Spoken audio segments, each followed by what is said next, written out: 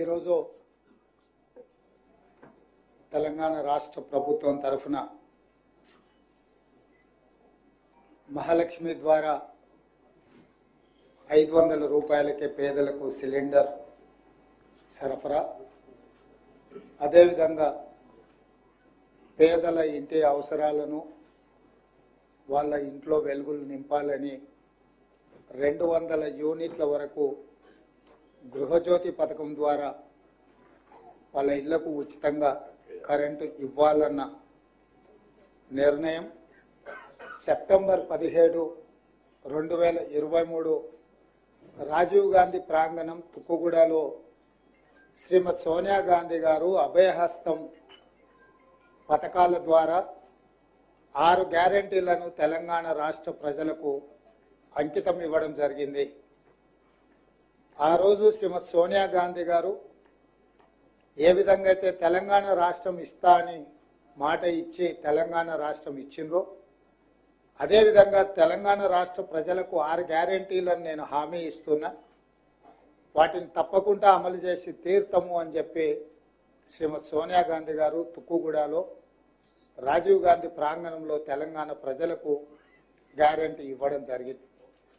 ఆ గ్యారెంటీలను నమ్మి ప్రజలకు శ్రీమతి సోనియా గాంధీ గారి మీద ఉన్న నమ్మకం, విశ్వాసంతో డిసెంబర్ 3 నాడు కాంగ్రెస్ పార్టీకి అత్యధిక మెజారిటీ ఇచ్చి ప్రజాప్రభుత్వాన్ని ఏర్పాటు చేయడం జరిగింది. డిసెంబర్ 7 నాడు ప్రమాణ స్వీకారం చేసిన మేము డిసెంబర్ 9, 2023 నాడు ఆర్టీసీలో మహిళలకు ఉచిత ప్రయాణము, రాజీవ్ ఆరోగ్యశ్రీ పథకాలను రెండింటిని ప్రమాణ స్వీకారం చేసిన 48 గంటల్లోనే అమలు చేసి నిరంతరాయంగా ఇప్పుడు ప్రజలకు ఆ 2 పథకాలను అమలు తీసుకురావడం జరిగింది. ఇప్పుడు మళ్ళీ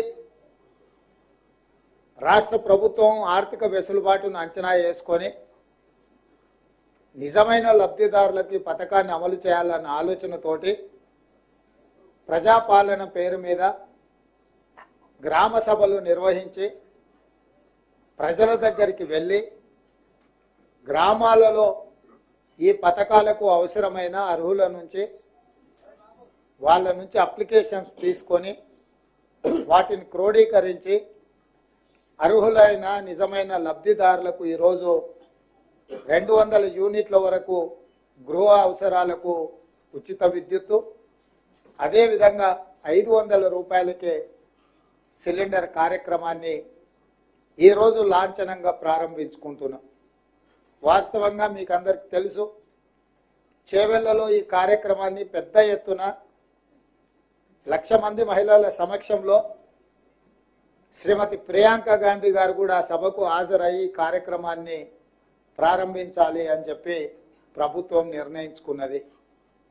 కానీ నిన్న మహబూబ్ నగర్ జిల్లా స్థానిక సంస్థల ఎమ్మెల్సీ ఎన్నికల ప్రకటన రావడము, పాత ఉమ్మడి మహబూబ్ నగర్ జిల్లాలో ఉన్న మండలాలు వివిధ జిల్లాలలో ఉండడం వల్ల ఎన్నికల కోడ్, ఎన్నికల నిబంధనలు అడ్డు రావడంతో చేవెళ్లలో ప్రారంభించాలనుకున్న ఈ కార్యక్రమాన్ని ఈరోజు సచివాలయానికి మార్చి ఇక్కడ మా అందరు మంత్రులు, శాసనసభ్యులు, శాసనమండలి సభ్యులు, ప్రభుత్వ అధికారులు, హైదరాబాద్ మేయర్తో సహా చాలామంది కార్యక్రమంలో హాజరయ్యి ఈరోజు లబ్ధిదారులకు లాంఛనంగా ఇక్కడ ఈ కార్యక్రమాన్ని ప్రారంభించుకుంటున్నాము.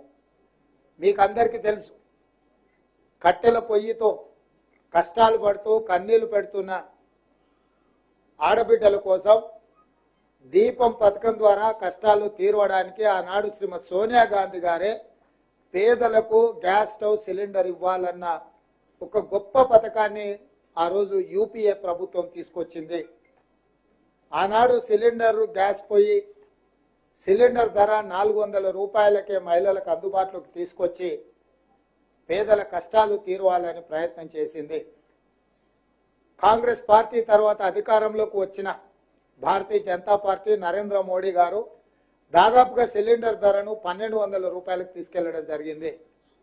ఆ ధరను తగ్గించాలన్న ఆలోచన రాష్ట్ర ప్రభుత్వం చంద్రశేఖరరావు గారు ఏ రోజు ఆలోచన చేయలే. కేంద్ర ప్రభుత్వం పెంచినా కొద్దీ తనకు కూడా జిఎస్టీలో ఆదాయం వస్తుంది, ఇతర ఆదాయాలు వస్తాయని ఆదాయ వనరుగా మాత్రమే చూసిండు తప్ప ఏదైనా సబ్సిడీ ఇవ్వడం ద్వారా సిలిండర్ ధరను తగ్గించాలన్న ఆలోచన ఆనాటి ముఖ్యమంత్రి గత ప్రభుత్వం ఎప్పుడు కూడా చేయలేదు. అందుకే 6 గ్యారెంటీలలో భాగంగా ఇచ్చిన మాట నిలబెట్టుకుంటూ భవిష్యత్తు ప్రణాళికలను రచించుకుంటూ ఈరోజు ఎన్నికల కోడ్ వల్ల ప్రియాంక గాంధీ గారి పర్యటన రద్దవడమే కాకుండా చేవెళ్లలో ప్రారంభించాలనుకున్న ఈ 2 పథకాలను సచివాలయంలో ఇప్పుడు ప్రారంభించుకొని ఇక్కడి నుంచి అక్కడ బహిరంగ సభకి వెళ్ళి మహిళల కళ్ళల్లో ఆనందం చూడాలి, ఆడబిడ్డలతో మేమందరం కలిసి ఈ ఆనందంలో భాగస్వామ్యం కావాలి అని చెప్పి మంత్రివర్గ సహచరులు అందరూ కూడా చర్చించి నిర్ణయం తీసుకొని ఈరోజు ఈ కార్యక్రమాన్ని చీఫ్ సెక్రటరీ శాంతకుమారి గారు ఇక్కడ ఏర్పాటు చేసి అదేవిధంగా సివిల్ సప్లైస్కు సంబంధించిన అధికారులు, అదేవిధంగా ఎనర్జీ డిపార్ట్మెంట్కి సంబంధించిన అధికారులు చాలా రోజుల నుంచి వివిధ సంస్థలతో సంప్రదించి మాట్లాడి ఇది ఏమాత్రం పేదలకు ఇబ్బంది జరగకుండా పేదలకి పథకం సులువుగా చేరే విధంగా వాళ్ళు అన్ని రకాల చర్చలు జరిపి కేంద్ర ప్రభుత్వంలో అమలు జరుగుతున్న పథకాల నుంచి వివిధ రాష్ట్రాలలో జరుగుతున్న పనితీరును కూడా గమనించి అధికారులు పేదలకు వెసులుబాటు కలిగే విధంగా పేదలకి పథకం సులువుగా చేరే విధంగా విధి విధానాలను నిర్ణయించి ఈరోజు ఈ పథకాన్ని ప్రారంభిస్తున్నాము. ఈ ప్రారంభోత్సవంలో మంత్రివర్గ సహచరులతో పాటు పాత్రికేయ మిత్రులు పేదలు కూడా కొంతమంది లబ్ధిదారులు ఇక్కడికి రావడం జరిగింది. ఇది ఒక మంచి కార్యక్రమం. ఇంతకుముందే ఉప ముఖ్యమంత్రి గారు చెప్పారు, ఆర్థికంగా చాలా ఇబ్బందులు ఉన్నా ఆర్థిక సంక్షోభాన్ని రాష్ట్ర ప్రభుత్వం ఎదుర్కొంటున్నా శక్తి కూడగట్టుకొని దుబారా తగ్గించి ఎక్కడ పడితే అక్కడ అనవసరమైన ఖర్చులు గత ప్రభుత్వం మన మీద పెట్టిపోతే వాటి అన్నిటిని కూడా తగ్గించుకుంటూ ఆర్థిక నియంత్రణ పాటించుకుంటూ పేదలకు సంబంధించిన సంక్షేమ పథకాలు రాష్ట్రం యొక్క అభివృద్ధి కోసం ఒక క్రమ పద్ధతిలో క్రమశిక్షణతో నిధుల కేటాయింపులు చేపట్టి ఈ కార్యక్రమాలు తీసుకుంటున్నామని చెప్పి ఉప ముఖ్యమంత్రి గారు చెప్పడం జరిగింది.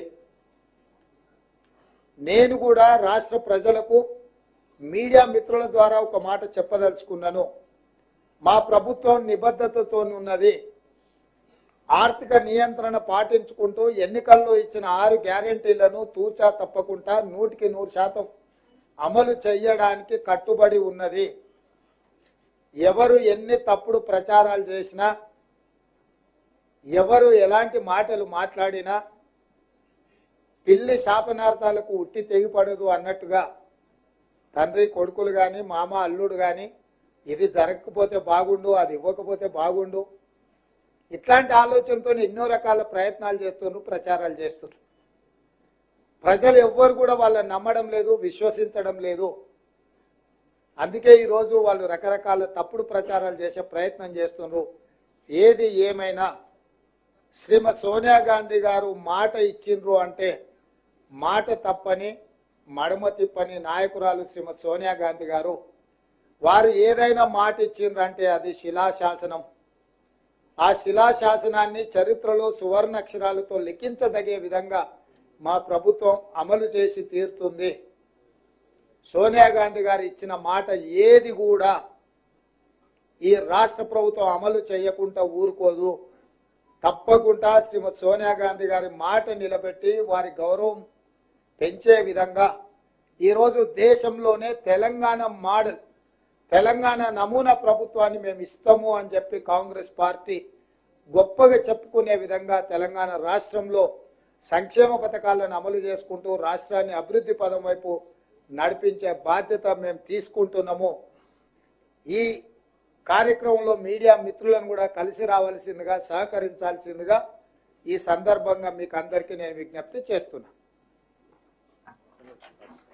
అభయహస్తం అందరి నేస్తం అంటూ సందేశం అందించిన ముఖ్యమంత్రి గారికి ధన్యవాదాలతో ఇప్పుడు లాంఛనంగా ఈ 5 లబ్ధిదారులకు మహాలక్ష్మి గృహజ్యోతి అందించడం జరుగుతుంది.